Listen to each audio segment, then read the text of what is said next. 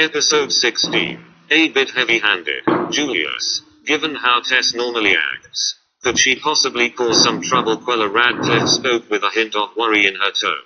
She was clutching the corners of her clothes, lightly biting her lip. Could her sister, who was accustomed to being arrogant and overbearing, really let things go after such a loss today? Blossom Reed was crouching on the ground nearby, clearly not yet recovered from the shock. After all, she was just an outsider. With just a word from Otis, she could be kicked out of the group. Maybe I should go apologize to Tess, Blossom suggested. She stood up from the ground and walked towards the door with her head down. She really needed this job. With her parents in poor health and getting on in years, she had become the main support of her family. If she lost her job, it would be a disaster for her already impoverished family. Quella looked at Blossom, sighed, and followed her. Even though she was the project leader within the group, it was ultimately Otis who made the decisions. If the matter escalated today, Blossom would certainly be fired. It would be better to go and apologize to Tess. Perhaps she could save her job. Life was just so cruel. In the face of power, one had to bow their head. I'll come with you, Quella declared. The incident today had started because of her, and Blossom was just caught in the crossfire. Plus, with her there, Tess might not be too harsh. Why should you apologize? Julius questioned indifferently from his seat as the two approached the door. Julius, Blossom can't lose this job. It's fine to endure this for a little while, Quella said as she turned to smile helplessly at him. In her 3 years at the group, she had become accustomed to disdain. That was the past. Quella, it's time you showed the pride that's in your heart. Julius stood up and walked over to her, continuing. You are now the new project leader for the group, no longer that junior executive. I can assure you, if the project leader is replaced, Titan Group will immediately terminate the cooperation. Really? Is that true? Quella was somewhat incredulous. Julius had once said that Sky was a distant relative of his, but just a distant relative. Could he really represent Titan Group? Or rather, just how influential was Julius? For a moment, she found the man before her somewhat unfamiliar, yet the gentle look in his eyes was so familiar to her. All right. After a struggle within herself, Quella pulled Blossom to sit beside her. As long as I am with Radcliffe Group, you'll have a place here. Quella, Blossom faltered by her side. Do you think groveling will earn you leniency? You're seriously underestimating some people's desire for revenge. Julius shook his head. His point made, the rest was up to Blossom's decision. If she chose to stand with Quella, he would give her a bit of extra protection. Quella, I'll listen to you. Blossom resolved never to waver and moved a chair next to Quella's. Holy crap. To be such a bastard and yet so self-righteous. People should be generous-hearted. If someone else sleeps with your wife, you have to accept it heartily, right? Otherwise, how would you be? A kept man thinks she's really something. Once they tire of her, they'll throw her away. Do they really think corporate cooperation is a child's play? Mena disregarded Julius's words, even whispering and mocking among themselves. In their eyes, Quella must have had a relationship with Sky to be in her position as project leader, but such a relationship was obviously unsustainable. After all, Sky was just another employee. Say what you just said again. Julius walked over to the employee who had made sarcastic comments, asking with a smile, Hey, what's the matter? You know in your heart. Slap. The crisp sound of a slap echoed throughout the Sovereign Hall. Everyone's eyes widened in shock at the scene before them. Julius shook his hand slightly and said with an apologetic tone, Sorry, I might have been a bit heavy-handed. The slapped employee sat stunned against the chair, his eyes brimming with disbelief.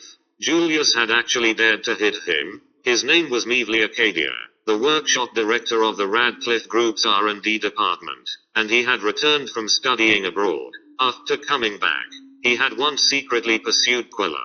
Unfortunately, Julius came into the picture and became a son-in-law of the Radcliffe family. Since then, Mevely Acadia stood by Otis Radcliffe's side, constantly humiliating Julius Reed and often bad-mouthing Quella Radcliffe behind her back. So Julius Reed had disliked him for a long time. Today was just his bad luck. He walked right into the line of fire. You piece of trash. Dare to hit me? Mevely Acadia wiped the corner of his mouth gently with his hand. And because the slap had been so powerful, blood was already seeping out. If a piece of trash like me dares to hit you, what does that make you? Are you worse than trash? Julius Reed watched him quietly, his gaze suddenly turning ice cold. That look was like a sharp blade, piercing directly into Meadley Acadia's heart, causing a chill to run down his spine. What right do you have to hit me? I will report today's incident to the chairman and demand an explanation. Meadley Acadia swallowed and rose to his feet in indignation. With high prestige in the company, plus the connection to Otis Radcliffe, Meadley Acadia was confident that he could make Julius Reed kneel before him and apologize. A man who has been cuckolded. Slap. Julius Reed slapped him again, knocking Meadley Acadia to the ground. The force was so great that Meadley Acadia struggled several times but still couldn't get up. Hiss. Everyone gasped in shock. When did the doormat son-in-law, who used to neither fight back nor talk back, become so assertive? Even Quella Radcliffe found it hard to believe. Was this the same Julius Reed as before? Go ahead and tattle, and let's see who will be kicked out of the company and who will be kneeling to apologize. Having said that, Julius Reed gestured to the waitstaff at the door. Throw this man out for me. Yes, 2 waitstaff came over and dragged Meadley Acadia out of the private room like a dead dog. Now, everyone, let's eat. Julius Reed snapped his fingers lightly, and the waiter promptly served the dishes. Indeed, you get what you pay for. The price was steep, but the meals at Azure Percival were certainly top-notch. But who had the appetite to eat now? They all looked at Julius Reed with strange eyes, unable to understand how this former good-for-nothing had suddenly become so domineering. Downstairs, when Calvin Leopold saw Tess Radcliffe tumble down the stairs in a heap, his face turned green. His wife was being treated so poorly by Julius Reed, the doormat, and it was driving him insane with rage. Silas, you have to stand up for me in this matter. He turned to Silas Cook, grinding his teeth with fury. Calvin, for you, I'll take care of it. Silas Cook muttered something to Jackson Brandon and then walked over with 4 or 5 burly men. Who cares about this Emperor Hall? I'm going to get even for you with that. He led Calvin Leopold and Tess Radcliffe up the stairs. Sir, you can't go in here. A waiter blocked their way. Kid, don't you recognize Silas? Are you new here? A lackey behind Silas came forward, continually shoving the waiter. What's going on? Tobias Percival, the hotel manager, rushed over when he heard the commotion. Those who could enter the Emperor Hall were of distinguished status, and they dared not offend them. Tobias, don't your people know how to see with a beer bottle in hand? Silas Cook grinned at Tobias Percival. I was just going to pay my respects with a drink, and this kid dares to stop me. Silas, there's a black card customer inside. It would be best not to offend them. Tobias Percival was sweating profusely from his forehead. Silas had a big reputation in Gonzales City, and he couldn't afford to offend him. But the person inside might not be an easy one to provoke either. Calvin, is your intel right? Hearing Tobias Percival's words, Silas turned his head and whispered, if there really was a black card holder inside, he was indeed reluctant to start trouble. After all, in plain terms, he was just the fiercest dog under dominating Tiger's command. If he really offended some big shot, Aaron Jackson might not necessarily vouch for him. Don't worry, it's just a loser who lives off women. His wife slept with someone else, and that's how he got a card from who knows where. Calvin explained in a low voice beside him. Tobias, I'll buy you a drink next time. Bang. Silas turned around and kicked open the door to the Emperor Hall private room. If anyone dared to bully his friend, they were not going to walk out of here standing. Episode 17, Confronting Silas Cook. I heard someone was throwing a banquet here, so the humble Silas Cook came to liven things up after kicking open the door to the private room. Silas Cook swaggered in, holding a bottle of alcohol. Several burly underlings followed him. Calvin Leopold and his group didn't come in.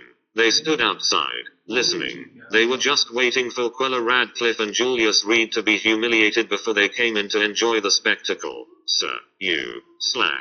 A waiter had just started to speak when one of Silas Cook's underlings slapped him across the face. Are you fucking blind? You don't recognize Brother Silas? This slap startled the Radcliffe Group employees and members of the Radcliffe clan present. These few people already looked fierce and ferocious, and with their aggressive entrance, how could anyone not be afraid? It's all right. Don't scare the guests. Silas Cook gestured with his hand, signaling his underlings to back off. I'm here today for one reason only, to offer everyone a drink. He swaggered over to the table and slammed the beer he was holding down on it with a bang. Today, Who's the host? Silas Cook looked around the room and asked. All eyes promptly turned to Quella Radcliffe. I am. Quella Radcliffe stood up, her eyebrows furrowed as she looked at Silas Cook. And who might you be? It was clear that the visitor had ill intentions. But as far as she could remember, she hadn't provoked anyone. The humble Silas Cook, wishing to share a drink with Miss Radcliffe. Silas Cook raised his glass, and his underlings immediately refilled it for him. Silas Cook from Gonzales City. I've heard he's a tough guy with quite a few lives on his hands these past few years. How did we get on this plague's bad side? Hearing the infamous name of Silas Cook, the employees and clan members all seemed a bit fearful. They were all law-abiding citizens. When had they ever witnessed such a scene? However, it seemed that Silas Cook was targeting Quella Radcliffe specifically, and it had nothing to do with them.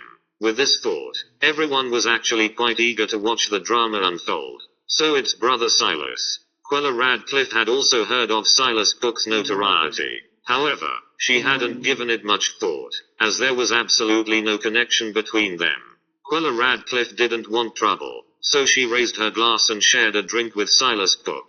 But before she could even put her glass down, Silas Cook's underling had already refilled it. What do you mean by this? Quella Radcliffe frowned, unease growing inside her. It said that with good friends, 1,000 cups of wine are too few. Miss Radcliffe, surely you won't deny me this face, right? Silas Cook swelled his glass, a taunting smile covering his face. Our brother Silas has been out and about for many years, and no one has ever dared to disrespect him. The last person who dared to not give face to brother Silas got both his legs broken. Don't be unappreciative. The underlings behind Silas Cook jeered menacingly, their words carrying an obvious threat. I'll drink for her. Just as Quella Radcliffe didn't know what to do, Julius Reed stood up from beside her and snatched the glass away. Who the fuck do you think you are? Silas Cook's face darkened, and he smashed his glass to the ground. When I do things, it's not anyone else's place to interfere. Kid, you're really fucking spoiling the mood. As soon as Silas Cook finished speaking, his underlings started advancing towards Julius Reed. Brother Silas, this is my husband.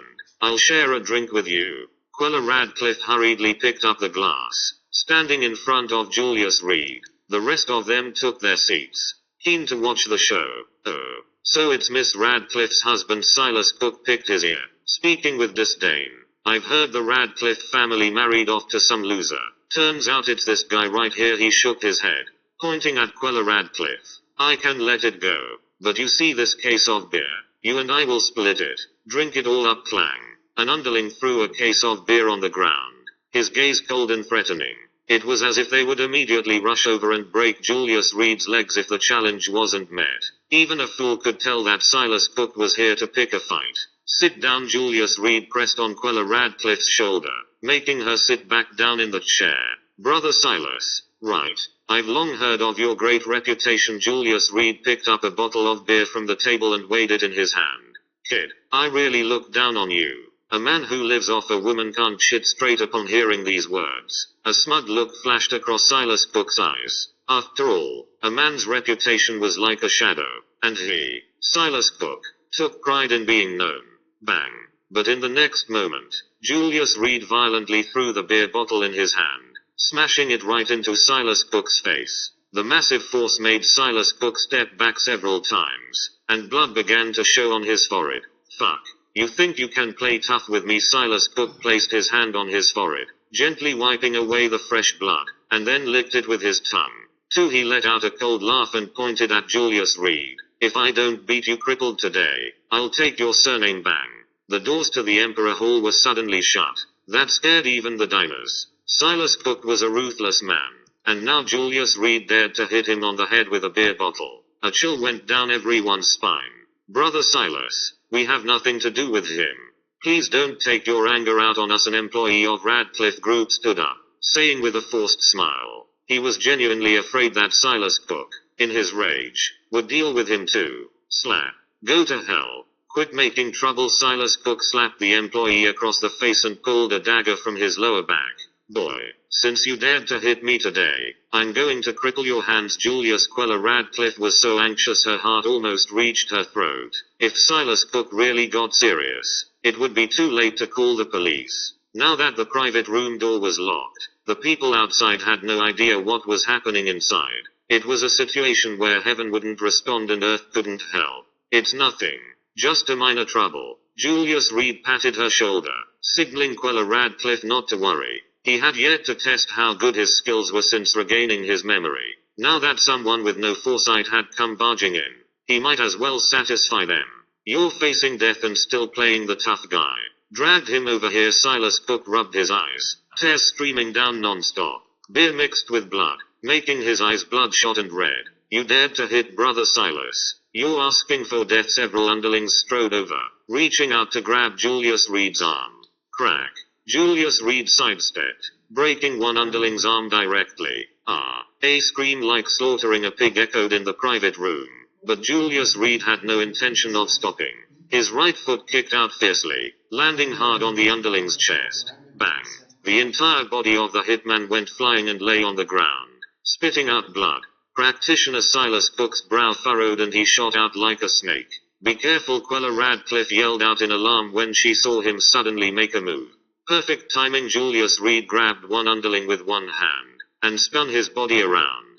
Perch. Silas Cook's knife, accurate and unerring, plunged right into the body of that underling. Bang. Seizing the moment, Julius Reed delivered a flying kick to Silas Cook's ribs. Episode 18. Arrogant Jackson Brandon. Crack. The sound of bones breaking was unmistakably clear. Silas Cook curled up on the ground, his body involuntarily twitching. Meanwhile, several of his underlings were wailing non-stop, their bodies covered in blood. Everyone looked at Julius Reed with eyes that saw a monster. When had this usually silent and unremarkable loser become so powerful? Quella Radcliffe sat in her chair, her gaze vacant. Living in the same house with him for 3 years, she suddenly felt that she had never truly understood Julius Reed. As a wife, she indeed failed. But she shouldn't be completely ignorant about her own husband. The current Julius Reed was utterly different from before. Don't you like drinking? Want to drink until you're satisfied? Julius Reed squatted over Silas Cook's head and casually opened a bottle of beer. Big brother, I was wrong. Silas Cook's breathing was rapid, his face already turning purplish. This kick had broken at least 2 of his ribs. A true man knows better than to eat the loss before his eyes. He planned to feign compliance for now and then call for revenge after getting out. Don't stop. I'll keep you company today until you've had your fill. Julius Reed poured the beer into Silas Cook's mouth, forcing him to drink it. Soon, a bottle of beer was empty. Julius Reed took out another bottle, cracked it open, and poured it down Silas Cook's throat all at once. Big brother, I was wrong. I can't drink anymore. Silas Cook rolled onto his side on the ground, vomiting non-stop.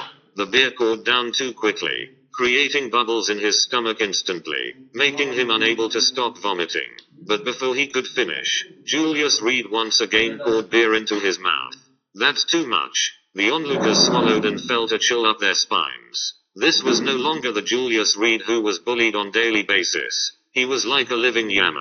In a blink, 10 bottles of beer had been emptied. Silas Cook lay on the ground with a pale face, in agony. Now he truly wished for death.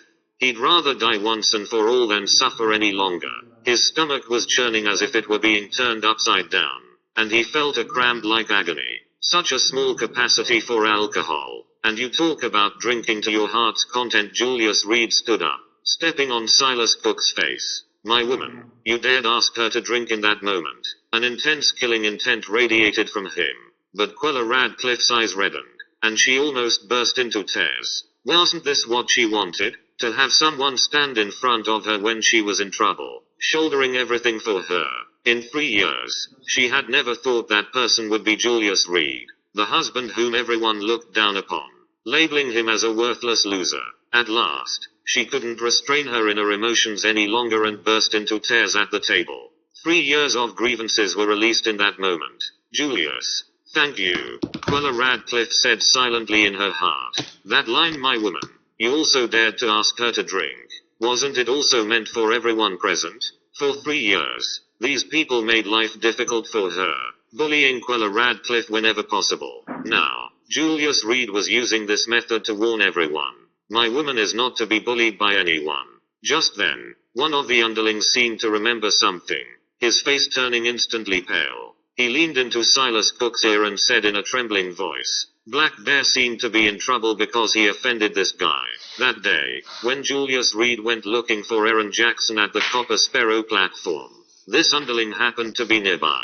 It all happened so suddenly that he hadn't recalled it until now. What Silas Cook's pupils contracted sharply, feeling as if all energy had been drained from his body. Taking advantage of this gap, another underling with lighter injuries took out his mobile phone and sent a message to the people downstairs. At that moment, Jackson Brandon and his group were drinking downstairs. Today marked his 26th birthday, and many rich second generations from Gonzales City rushed over to celebrate. Since the private room couldn't accommodate everyone, Jackson Brandon simply booked the entire first floor to drink and make merry with his brothers. The Brandon family of Gonzales City, genuine heavyweights with countless assets, had deep connections with many big shots, and as the only son of the Brandon family, Jackson Brandon became the focus of everyone's flattery. While everyone was drinking, a young man quietly came to Jackson Brandon's side and whispered a few words into his ear. What Jackson Brandon placed the wine glass on the table, a cold light flashing in his eyes.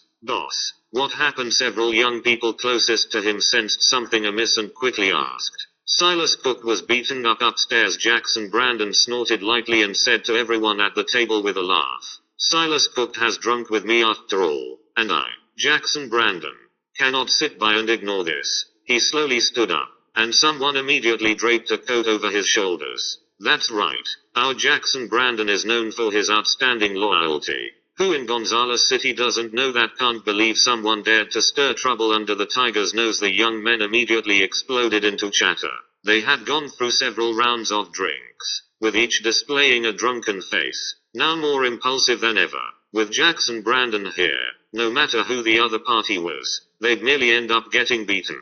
Shall we go then? Jackson Brandon's face always bore a smile, indifferent to anyone else's status before him. The reputation of being the foremost young master of Gonzales City wasn't given for nothing.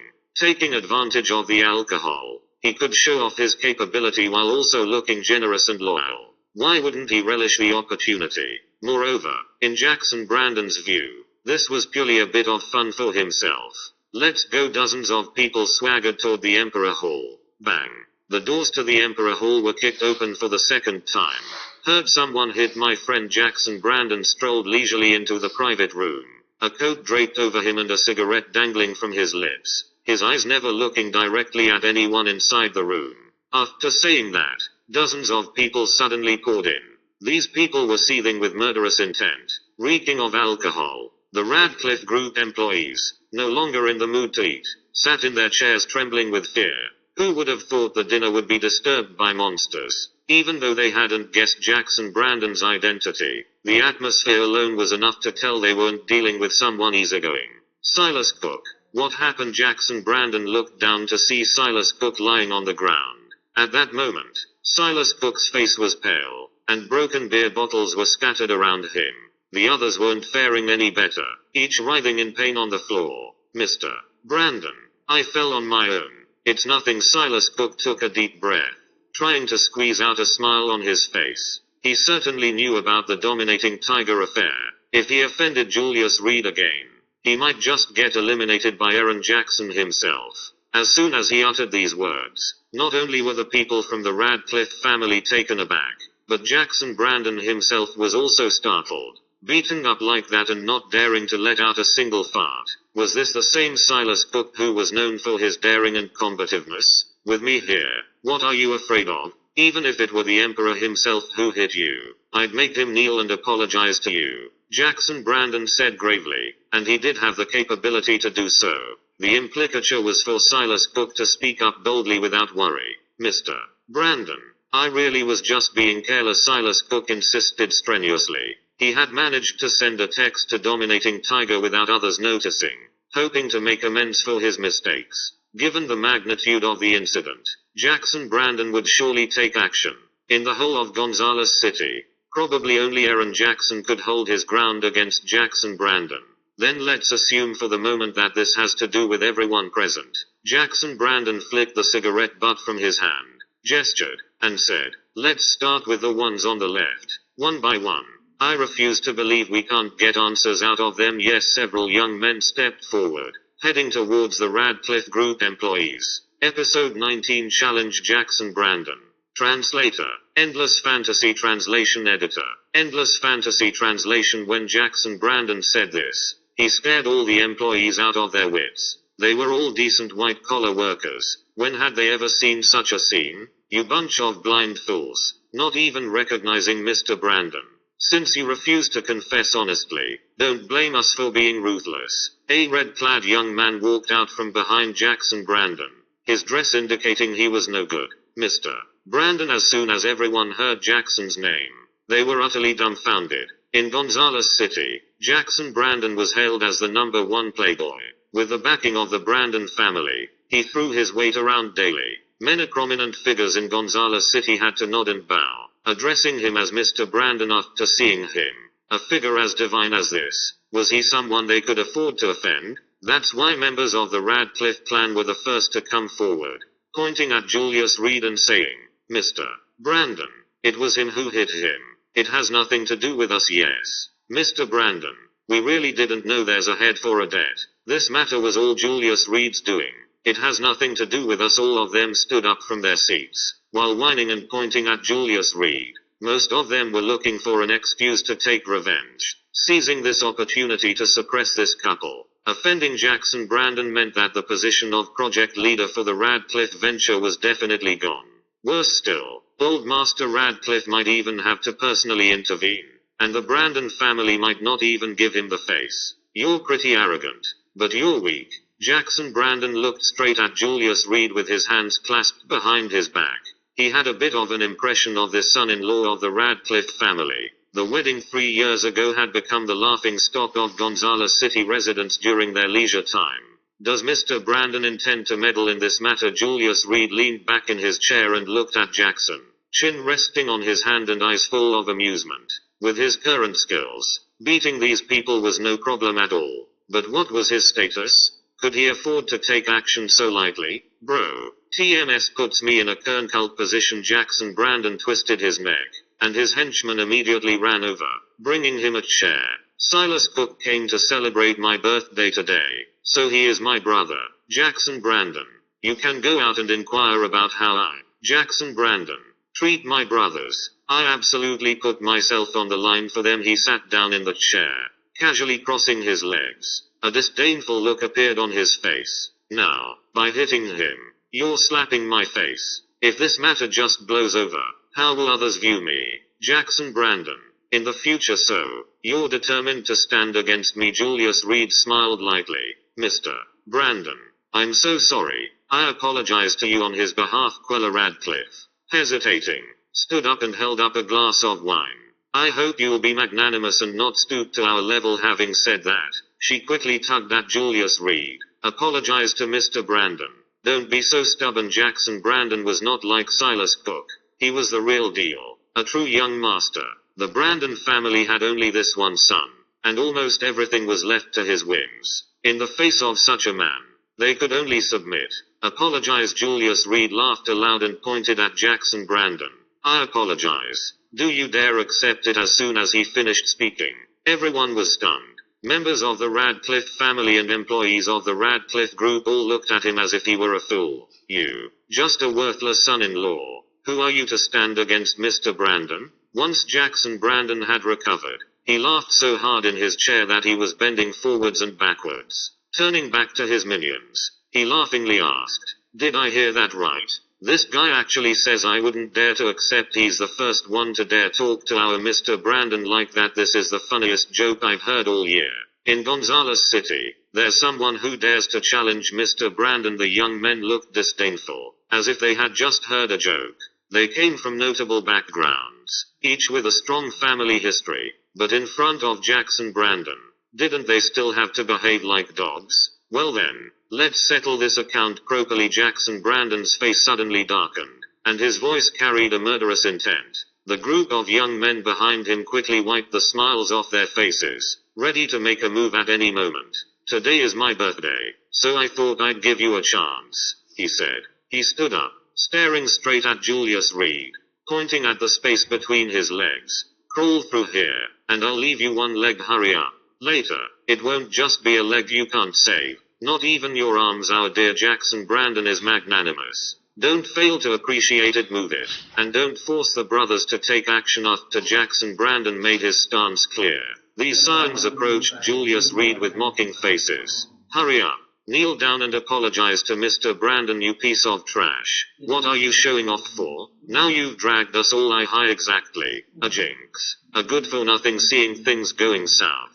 Members of the Radcliffe family immediately turned their backs on Julius Reed, eager to disassociate themselves from him at the first opportunity. Julius, what do we do? Quella Radcliffe put down her glass, her face turning pale. Why don't I call Grandpa and ask him to help us in the current situation? Only Zaid Radcliffe might still be of some use. But would he offend the Brandon family for her? Miss, why did you put down your glass? You haven't yet toasted to me. Jackson Brandon eyed Quella Radcliffe, a curve appearing at the corner of his mouth. He had to admit, Quella Radcliffe was truly stunning, especially today in her goose yellow dress that made her stand out even more. Do you know why Silas Cook suffered so terribly? Julius Reed stood up, the smile gradually fading from his face. Because he dared to make my woman toast, he said. No sooner had he finished speaking than a chilling aura burst out from him. It seems you won't cry until you see the coffin, Jackson Brandon said sternly. I will break your limbs and make you crawl on the ground. Watching her toast to me in Gonzales City, everyone would nod and bow at the sight of him. But today at the Azure Percival, someone dared to disrespect him.